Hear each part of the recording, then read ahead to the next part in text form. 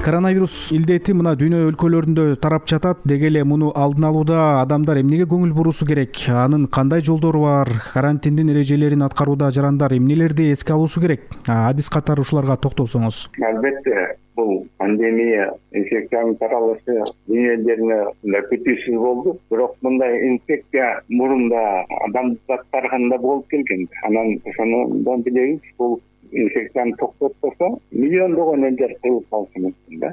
Мындай тарыхта болгон. Ошондуктан негизги адамзаттын милдети бул инфекцияны токтотуш керек. Тарашын токтотуш керек да. Тарашын токтотуш үчүн кандай жолдору бар? Биринчиден ошол адамдардын бири-бири менен болгон байланышын, инфекциянын бири-бирине берген жолду токтотуш керек. Бул карантин жолу менен өтүп атат. Элдерди бир жерге кабап, бөлүп изоляция кылуу жолу менен башталат.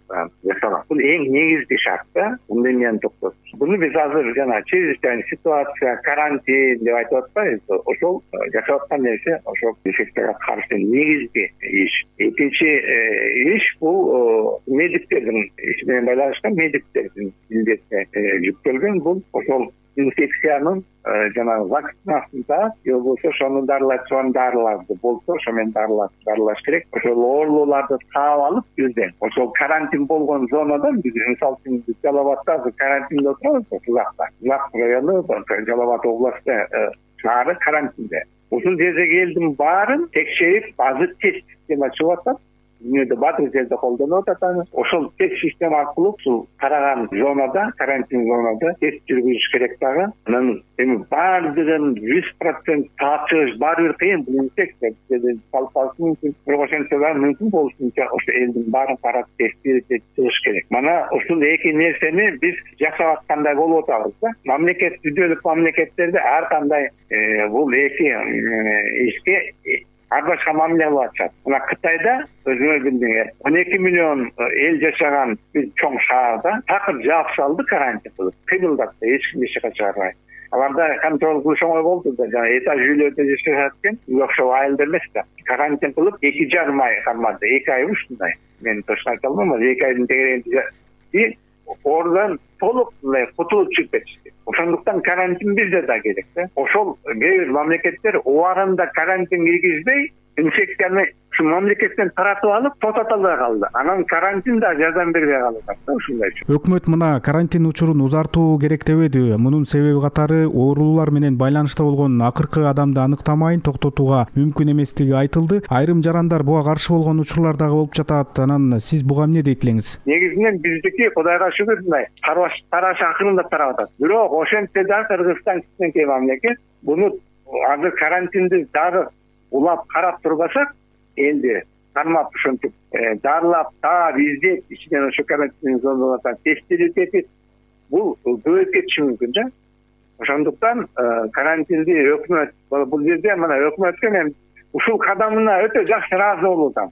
Мен негизи өкмөттөгү көп саламаттык сактоо министрликтеги иштеги көбүнө сындай берем го дейсиң. Бирок ушул карантинди киргизгени жакшы болду эсера. Анан ушу өкмөттүн дагы улайлы бир адам калгычакты ошону таап, изилдеп, токтотуп чыгайлы деп атканы бул туура. Албетте элдин ичинде нааразы болгондор болот, түшүнбөгөндөр бар. Мына инфекция деген, пандемия деген эмне экенин түшүнбөй, эмне үчүн үйдө отурабыз биз, чыгышыбыз керек эле, той кылышыбыз керек эле деген адамдар бар деп.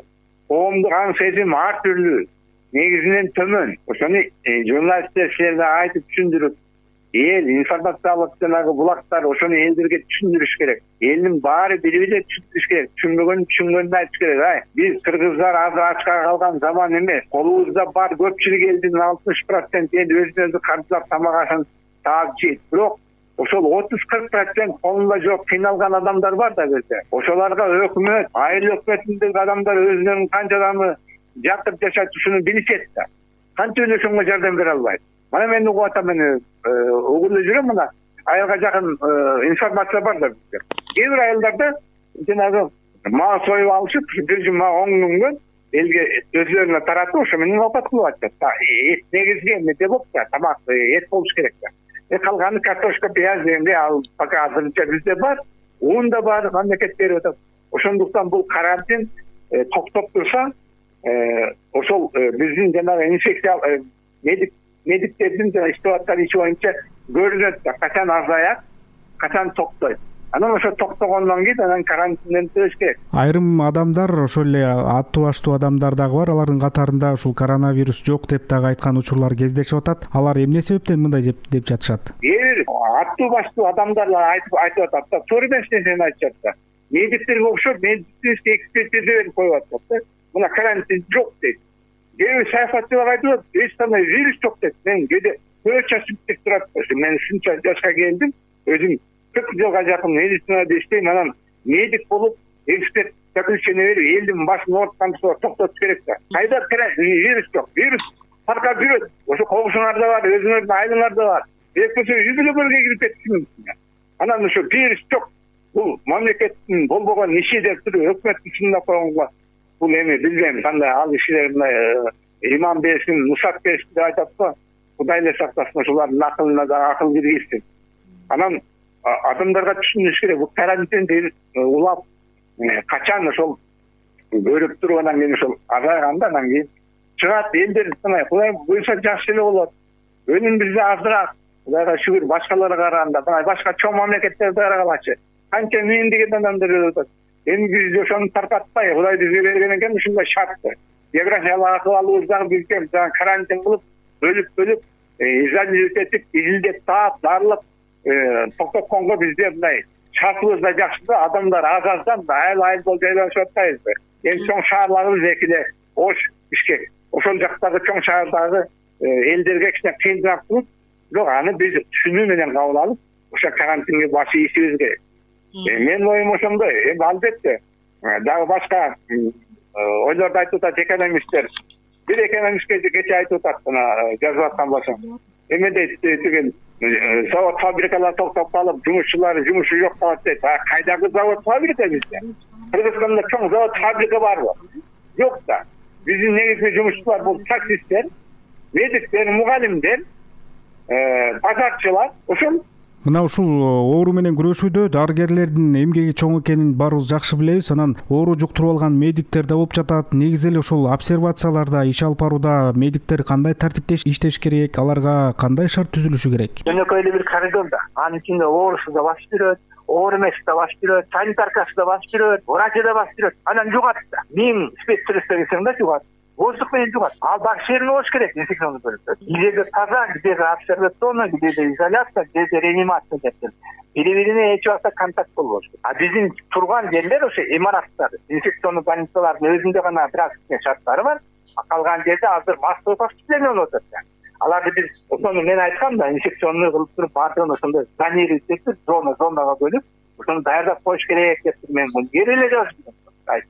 2 ай мурун айттым, буга даяр болуш керек. Ошол анестезиолог, реаниматолог, инфекционисттердин баардыгын башынан эсептеп туруш керек. Кыргызстанда канча инфекционист бар, канча анестезиолог бар. Эгерде момунча 1000 киши келип калса, кантип ошону обеспечить алабыз. Ошондой эле средства защиталарды канча бир чыкканда, бир сменде канча кетет, одноразовый да бар.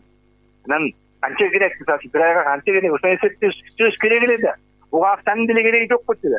Бизде башка чоң чиновниктер отурат да, адамдар иштешет, экономисттер иштешет. Бенсинде бар адамдар, соцтруда да бар, аларды да подключить этип керек. Баардыгы комиссионный, коллективный жана правительственный комиссия кылып, ушуну иштеп чыгыш керек болчу да, план. Даяр болуш керек. Атлекке каршы даяр болбой калды. Ана результат ошо оорлоо, врачтары зор. Негизги ошол жанагы врачтар ыйлап атпайбы? Аны айтып атат, анан бир врач ыйлап мага звонить этти. Мага звонить этти. Мен бул жерде тиге тургандай. Байке айтыңыз. Биз эч убакта жана тайып, жана тойго барып анан жугузуп алып деп шылтоо кылып атпайбы ошо оорулууга. Алар өзү ошакта иштеген адам. Анан кантип анан тойго барып жугузат? Ал өздөрү баардыгы жугузуп атты, баардыгы. Иштегендин баары жугузат. Ошол жакта иштеген оорулардан жугузат. Внутрибольничный передача болот. Урматтуу радио угуучулар, сиздер саламаттык сактоонун отличниги, медицина илимдеринин доктору, профессор, кардиохирург Калдарбек Абдрахманов менен болгон маекти